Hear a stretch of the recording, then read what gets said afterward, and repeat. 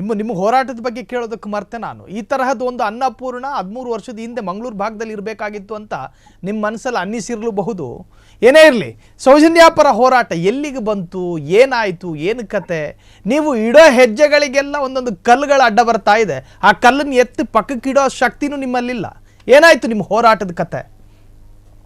ಇದು ಕತೆ ಅಲ್ಲ, ಹೋರಾಟ ಅಂದ್ರೆ ಅದೊಂದು ಸಂಘರ್ಷ. ಇವರು ಪ್ರತಿಯೊಂದಕ್ಕೂ ಕೂಡ ನೋಡಿ, ಮೊನ್ನೆ 6ನೇ ತಾರೀಕಿಗೆ ನಡಿಬೇಕಾಗಿರುವಂತಹ ನ್ಯಾಯದ ಯಾತ್ರೆಗೆ ಯಾರೋ ಇಬ್ರು ಚಾಟ್ ಮಾಡಿದ್ರು ಅಂತ ಹೇಳಿ ಒಂದು ಇದನ್ ಕೊಡ್ತಾರೆ, ಹೇಳಿಕೆ ಕೊಡ್ತಾರೆ ನ್ಯಾಯಾಲಯಕ್ಕೆ, ಹೈಕೋರ್ಟ್ಗೆ. ಅದು ಚಾಟ್ ಯಾರು ಮಾಡಿದ್ದು ಅಂತ ಕೇಳಿದ್ರೆ ಇನ್ನೂ ಮಠ ಅದು ಪೊಲೀಸರ ಗಮನಕ್ಕೇನೆ ಇಲ್ಲ. ಬೆಳ್ತಂಗಡಿ ಪೊಲೀಸರ ಗಮನಕ್ಕೆ ಯಾರು ಇಬ್ರು ಚಾಟ್ ಮಾಡಿದ್ರು ಅನ್ನೋದು ಯಾರಿಗೂ ಕೂಡ ಗೊತ್ತಿಲ್ಲ. ಸೊ ಈ ರೀತಿ ಒಂದು ಡಿಸಿಷನ್ ತಗೊಂಡು ನ್ಯಾಯಾಲಯ ತಾತ್ಕಾಲಿಕವಾಗಿ ತಡೆ ಕೊಟ್ಟಿದ್ದಾರೆ. ಬಟ್ ಆ ತಾತ್ಕಾಲಿಕ ತಡೆಯನ್ನ ತೆರವು ಮಾಡಿಸೋದಕ್ಕೆ, ವೆಕೇಟ್ ಮಾಡಿಸೋದಕ್ಕೆ ನಾವೆಲ್ಲ ಪ್ರಯತ್ನ, ನಮ್ಮ ಕಾನೂನಿನ ಹೋರಾಟ ಚಾಲ್ತಿಯಲ್ಲಿದೆ. ಮೊನ್ನೆವರೆಗೆ ಕೋರ್ಟ್ ರಜೆ ಇತ್ತು, ಈಗ ಕೋರ್ಟ್ ಸ್ಟಾರ್ಟ್ ಆಗಿದೆ. ಅದು ಕಾನೂನಿನ ಪ್ರಕ್ರಿಯೆ. ನಾವು ಕೂಡ ಕಾನೂನಿನ ಸಂಘರ್ಷದಲ್ಲಿ ಇದ್ದೇ ಇದ್ದೇವೆ. ನೋಡಿ, ಇಲ್ಲಿ ಒನ್ಸ್ ಅಗೇನ್ ಅದೇ ಇದನ್ ಬರ್ತದೆ.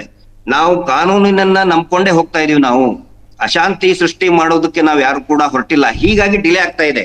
ಹೀಗಾಗಿ ತಮ್ಗೆ ಅನಿಸ್ತಾ ಇದೆ ಇದೇನೋ ಕತೆ, ಇದೇನೋ ನಮ್ಗೆ ಶಕ್ತಿ ಇಲ್ಲ ಅಂತ ಹೇಳಿ.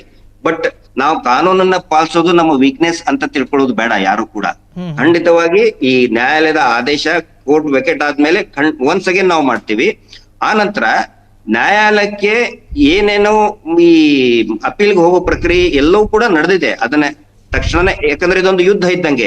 ಪ್ರತಿಯೊಂದನ್ನು ನಾನು ಮೀಡಿಯಾದಲ್ಲಿ ಹೇಳಕ್ ಆಗುದಿಲ್ಲ. ನಮ್ಮ ಅಡ್ವೊಕೇಟ್ಗಳು ಕೂಡ ನ್ಯಾಯವಾದಿಗಳು ಮೀಡಿಯಾ ಮುಂದೆ ಹೇಳಕ್ ಆಗುದಿಲ್ಲ. ಬಟ್ ಆದಷ್ಟು ಬೇಗ ಒಂದು ಒಳ್ಳೆ ರಿಸಲ್ಟ್ ಖಂಡಿತ ಬರ್ತದೆ. ಸೌಜನ್ಯ ನ್ಯಾಯಪರವಾಗಿ ಒಂದು ಒಳ್ಳೆ ನಿರ್ಣಯ ಖಂಡಿತ ಬರ್ತದೆ ಅನ್ನೋ ಒಂದು ವಿಶ್ವಾಸ ಇದೆ ನನಗೆ. 5 ವರ್ಷ ಬಾಲೆಯ ತಾಯಿಗೆ ಸಿಕ್ಕ ಏನು ನ್ಯಾಯ, ಸೌಜನ್ಯಾಳ ತಾಯಿ ಕುಸುಮಾಗೂ ಕೂಡ ಸಿಗಲಿ ಅನ್ನೋದೇ ಫ್ರೀಡಂ ಟಿವಿಯ ಆಶಯ. Thank you.